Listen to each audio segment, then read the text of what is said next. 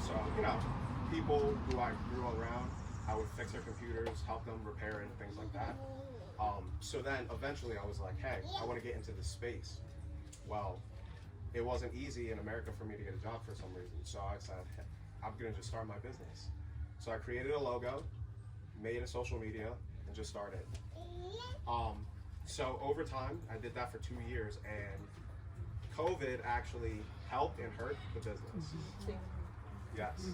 So the technology, people, obviously people were getting forced onto technology. Well, more in America. So what came from that, we got increased business. But then eventually what ended up happening is they stopped producing the parts, or it was 2-3 times the price. Which now, who's paying for that? The customer, and they don't want to. They usually, want something more affordable. They don't want to pay 2-3 times the price. So at that point, I had to make a decision. What am I going to do? Am I stopping my business, or do I have to pivot and come up with a newer way to switch it? So from the beginning, I was working with small businesses, nonprofits, and consumers. So I always wanted to get into the school. And I originally wanted to get into the school just fixing their computers, but I wasn't able to get that path. Eventually, I ended up getting into the school because I built a relationship with a lady on the school board. She introduced me to a nonprofit, and that's how I got into the education space. So now we do education technology. We have partners in the UK, we have partners in California. So we offer, or basically what we do is we facilitate educational programs. We promote these partners' apps, like their applications and software, and depending on which area we're going to, we'll say like, hey, okay, so we're in this area, and we see this is the demographic of the people who live here. So this solution would be best and help them with their specific issues, if that makes sense. So the one thing that I want to just end on that point is you will start your business and you might have an idea of how you want it to go, but for you to really be able to succeed, flexibility is key, because as we all saw, nobody knew COVID was coming.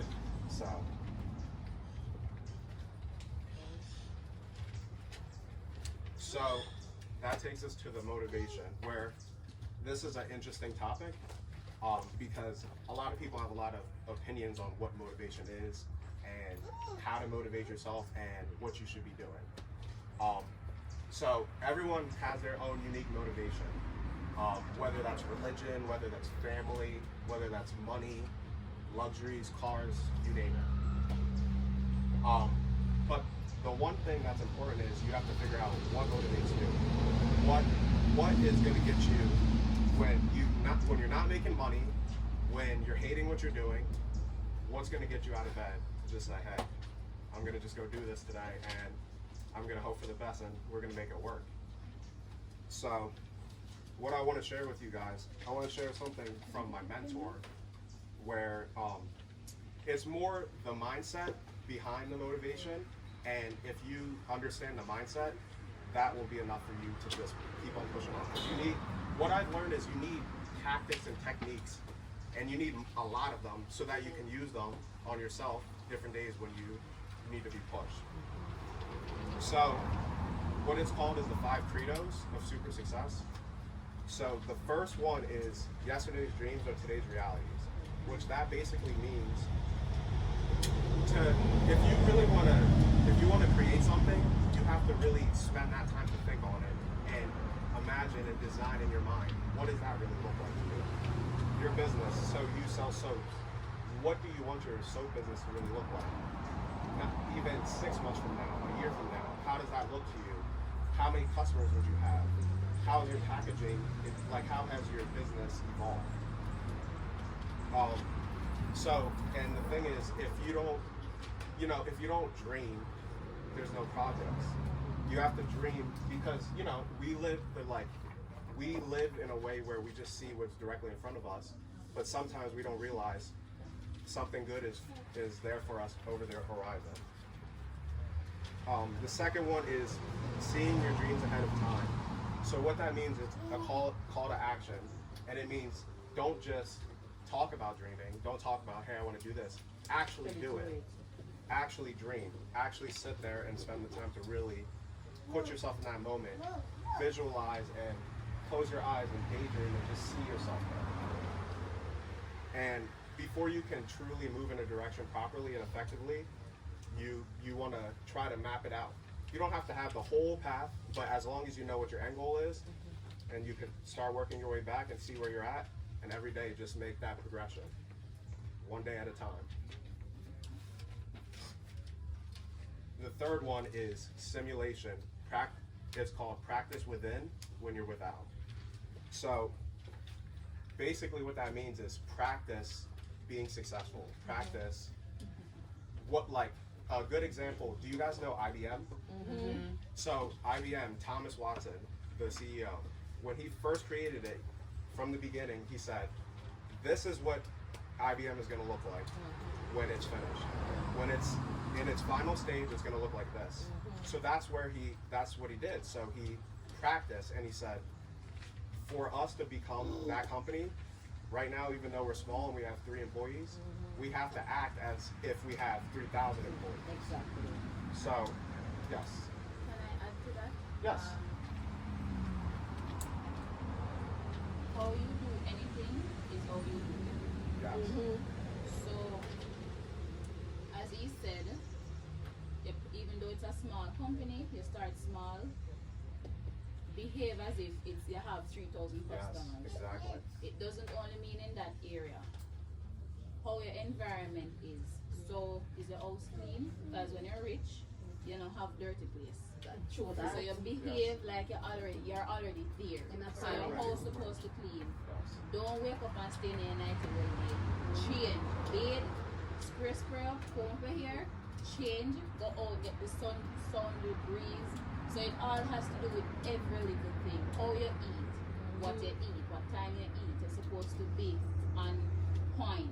Do you work out? Because even though you might be rich, you still have to take care of your health. In order to spend the money how you have to serve, how you do anything is how you do everything. So you have to focus on your whole life entirely. That's my. Well said. And to kind of finish off on that, like that point, the one thing that really resonated for me and something that really helped me to just really embrace that simulation, it's not, a lot of times we feel like, oh, I need the information, I need to be prepared for this. And it's not always about being prepared, it's just about being comfortable. Because opportunity comes anytime. You never know when it's gonna come. And all that matters is, are you comfortable of what situation you're gonna get put in? And when you get put in that situation, you're comfortable enough to execute to accomplish the goal that you're looking for. The fourth is act as if there's no limits to your goal, which that's pretty straightforward. If you believe that you can't do something, you won't. And anytime you say you can't do something, you're just putting artificial limits on yourself. Whereas if you have that mindset, you can actually accomplish something. Obviously, life and reality exists, and you're going to fail. But it's about the mindset of that failure. Is the failure lost, or failure is, well, this didn't work. I need to change, I need to tweak something, I need to execute it a little bit differently. So, and then the last one, which is my favorite, enthusiasm comes from the Greek word ethos, which means God within. So, regardless of your religious beliefs, we all have the ability to pull, that energy from within and be enthusiastic and show that, hey, I love what I do. You know what I mean? And enthusiasm is critical because that can save you when you don't know what's going on. When you get thrown in that situation and you're not 100% sure, you being enthusiastic can just get you along. You can meet someone, they're like, wow, that person loves what they do. And that might be just enough for you to get that second conversation, and anything could come from that. And enthusiasm is very critical because it generates passion, energy and determination to succeed. And it's crucial because, like I said from the beginning, motivation is a confusing topic. And it's not about being motivated, because motivation means I'm motivating you. You have to be inspired, and you have to find something where every day you get that fire. You have to build that up. Self-motivated. Yes. I've always learned it's like you could have a little small brush fire, or you could throw a bonfire, and you have to find something every single day. Just throw another log on top just to get that fire going, so you don't want to quit no matter what. So those are my 5 credos that I use, and those are the things that can really get you when you wake up that day and you're like, why am I getting up? Just say, I know why.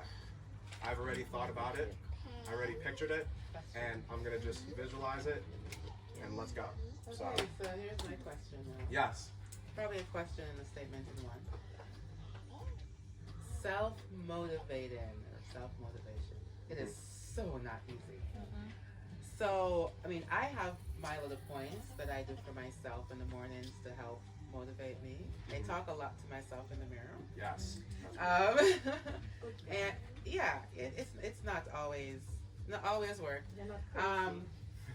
But do you have any other tips as far as, you know, self-motivate, little things you can say, or everyone has little mantras, I think, but just maybe some folks aren't even aware of what you mean, you know? So have you guys heard of affirmations? Yes. Those people don't understand how crucial they are. But the thing is, it's important how you write them too. It's not about like, okay, so how I've learned how to write affirmations is you have your goal, and then you have, I am is really boring, like you say, I am this, it has to be vivid, it has to be excessive. You have to be like, I am so enthusiastic about my business, and I get tens of customers coming every day telling me how much they love my business. Like, it has to be like that so that it means something to you, because you have to connect. I've been taught you have to connect the affirmation to your emotion, and that's how you can really get the fire going. So with that, you do it. It's important, the timing though, when you wake up, because your brain is in a state where you're gonna accept the information, and even if you're technically lying to yourself by saying I'm this already, your brain doesn't understand that. I have an affirmation for everyone here. Yes, please share. Speaking of affirmation, I don't know if I can just on the same road where you and I are going the same place today. For sure, no joke about We're a that. team today. Yes, so daily affirmation for today. I have gone through so much in the past few years. I've endured so much, only God knows. But the truth is, I am stronger than I've ever imagined. Today, I'll embrace my courage and strength. I will pick myself up and face the future with so much hope and courage. And I know that it will be all well soon. That's the affirmation. That's strong. Well Yes. put. Like So that.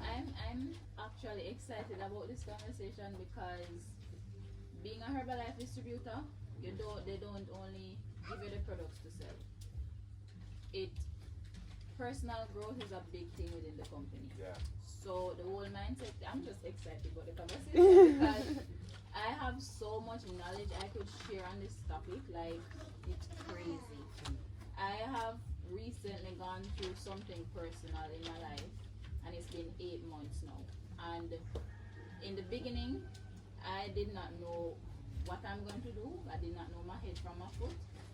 But setting a routine for myself to build my mindset changed the whole thing. Like, now I'm attracting persons who is like constantly, everywhere I go, people who even know me are like, wow, something about it.